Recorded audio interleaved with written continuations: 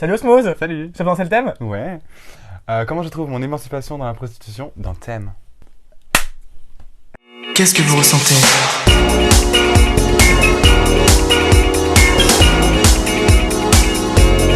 Qu'est-ce que vous ressentez?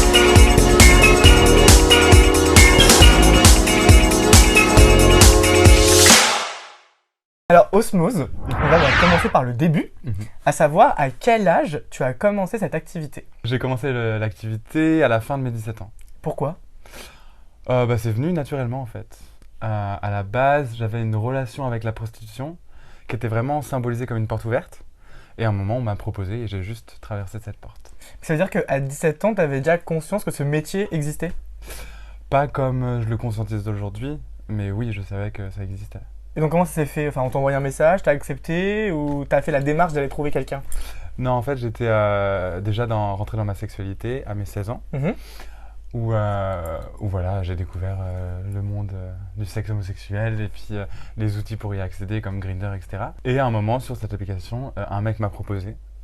Et donc je suis allé voir et ça s'est hyper bien passé, quoi.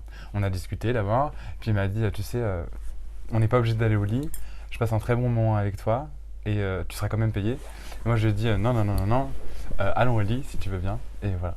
T'as commencé quoi, à enchaîner les clients juste après ou il y a eu un temps de latence entre cette première fois et le vrai commencement de l'activité? Non, en fait, à ce moment-là, je bossais en crèche aussi parallèlement, ce que j'aime bien appeler ma seconde activité. Mhm.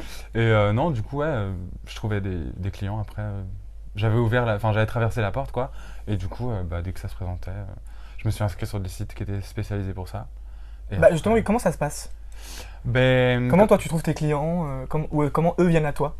Alors, en fait, ce qu'il faut savoir là-dedans, c'est quel est mon public. Mon public, c'est les hommes homosexuels, Mhm. dont je vais être présent sur Internet parce que je travaille sur Internet, sur les sites de rencontres homosexuelles.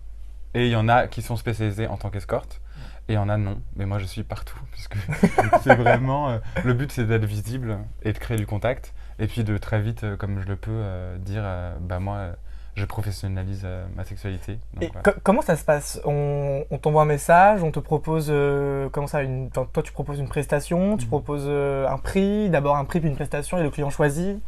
C'est quoi le fonctionnement? Ouais, alors, comment ça se passe? C'est je suis visible. Ce que je visibilise ensuite, comme je le peux, c'est les services que je propose. Donc moi, je travaille à la pratique. Mhm. C'est-à-dire que certaines personnes travaillent à l'heure. Moi, je travaille à la pratique. Donc, pour 50 euros, je vais rencontrer quelqu'un sans sexe, juste pour parler. D'ailleurs, il va falloir payer. Ensuite, il y a des pratiques. Donc, moi, mes pratiques, c'est 80 euros s'il n'y a pas de sodomie. Et s'il y a de la sodomie, je vais mettre 150 euros. Et D'accord. ensuite, donc, tu annonces. Et ensuite, tu dis aux gens, moi, je suis escorte. Soit ils sont intéressés, soit ils ne sont pas intéressés. S'ils ne sont pas intéressés, bye. Sauf si on veut discuter d'autres choses, si j'ai le temps.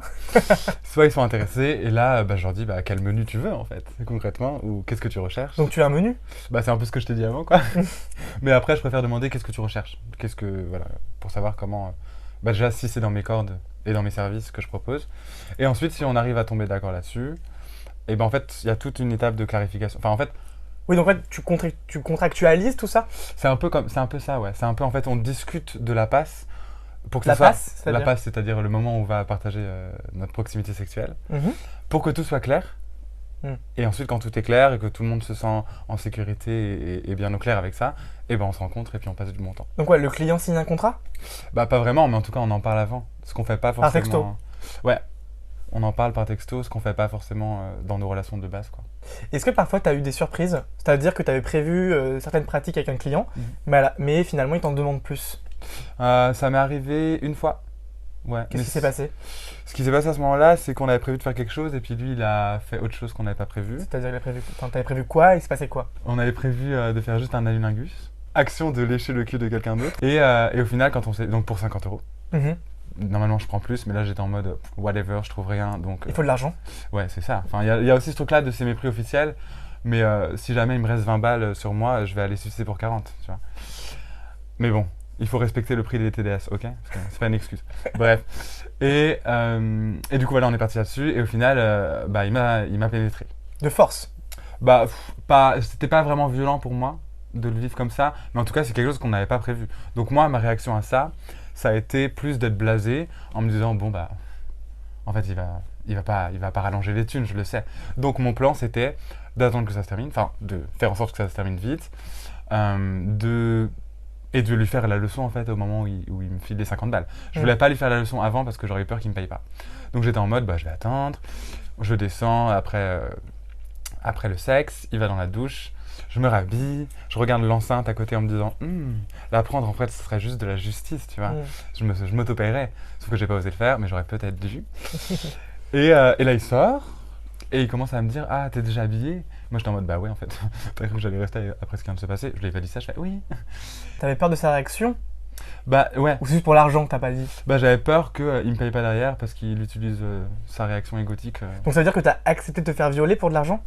Je le définis pas comme un viol, j'aime bien le définir comme une rupture de contrat.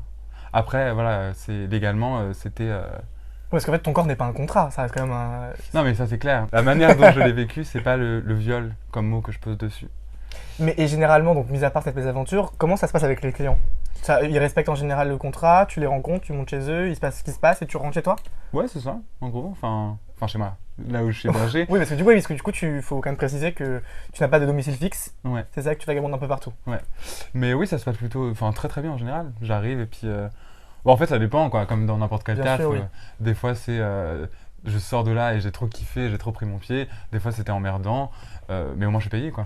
Finalement, tu vas rencontrer des gens que tu ne connais pas, pratiquer avec eux du sexe alors que tu ne les connais pas, puis rentrer chez toi et les oublier. Ça rend pas la chose un peu impersonnelle? T'as pas besoin de discuter un peu avant? On discute avant. Je pense que de toute façon, ça c'est aussi ma façon de vivre le sexe en général. Moi, j'aime bien le sexe pour la consommation de sexe, et je trouve pas ça problématique puisque quand c'est consenti, je trouve que c'est ok. Ce qui, en tout cas pour ma part, différencie un rapport tarifé d'un rapport non tarifé, c'est que dans le rapport tarifé, on a le temps d'en discuter. Enfin non, en fait, on peut en avoir aussi le temps d'en discuter dans un rapport non tarifé en vrai, ce qui est le cas d'ailleurs. Mais En fait, c'est vrai que... Enfin pour ma part en tout cas. Oui, mais ça, justement, si on prend dans ton cas, toi, tu as quand même effectivement ce temps en amont de poser un peu les contours du rapport. Donc c'est rassurant en fait. Ouais, mais en vrai, en disant ça, je me dis, même dans les plans cul pas payés, on peut faire ça. Tu vois, tu cherches quelqu'un et tu te dis, t'as envie de quoi, etc. etc. C'est pour ça qu'en vrai, moi, ma façon de vivre le travail du sexe, ce qui dépend de mon histoire et de mon milieu, il n'y a pas vraiment de différence entre un plan cul non tarifé et un plan cul tarifé, à part le fait qu'on me paye. Tu continues quand même à avoir des plans cul non tarifés? Quand je trouve pas de client et que j'ai trop envie de cul, ouais. Est-ce qu'aujourd'hui, ce métier te permet de vivre? Je suis là. Non, mais de vivre financièrement, bien sûr. Sachant que je suis au Ça RSA. rapporte bien ou pas? Ça, dans le milieu gay, dans mon cas, non, pas trop, en fait, parce que maintenant je suis au RSA, donc ça m'offre un seuil de sécurité, mais avant je bossais que en ayant des thunes de la prostitution et j'alternais entre 10 €, 150 €, 10 €, 150 €, donc je vivais vraiment au jour le jour, ce qui n'était pas problématique, mais en tout cas depuis que je suis au RSA, je peux mettre de l'argent de côté. Mais c'est quoi? C'est les clients qui manquent ou c'est toi qui es trop sélectif? Je suis pas très sélectif. D'accord. Moi, je sélectionne les gens en fonction de s'ils me respectent ou pas. Après, il y a beaucoup de personnes qui exercent ce travail dans mon milieu. Et c'est surtout un milieu où l'accès au sexe a été facilité par le fait qu'on ait été rejeté par notre sexualité de base en tant qu'homosexuel. Et que du coup, on l'a construite cachée. Et que du coup, on a créé des moyens pour y accéder. Pourquoi aller payer quelqu'un pour du sexe, au final? Et vrai. Donc, moins de clients. Pourquoi aujourd'hui on devrait payer pour du sexe? On ne doit pas payer pour du sexe. Mais en tout cas, si on veut me rencontrer, il va falloir payer. Donc ça veut dire qu'aujourd'hui, mis à part cette activité-là, tu ne pratiques rien à côté. Donc tu dépends que de ça. Financièrement? Oui, financièrement. De ça et du RSA. Du RSA. Bon, avant le RSA, j'avais que ça. Et donc parfois quand tu as des mois où tu avais, avant le RSA encore une fois, quand tu avais des mois sans clients, comment tu vivais financièrement? J'avais pas de mois sans clients.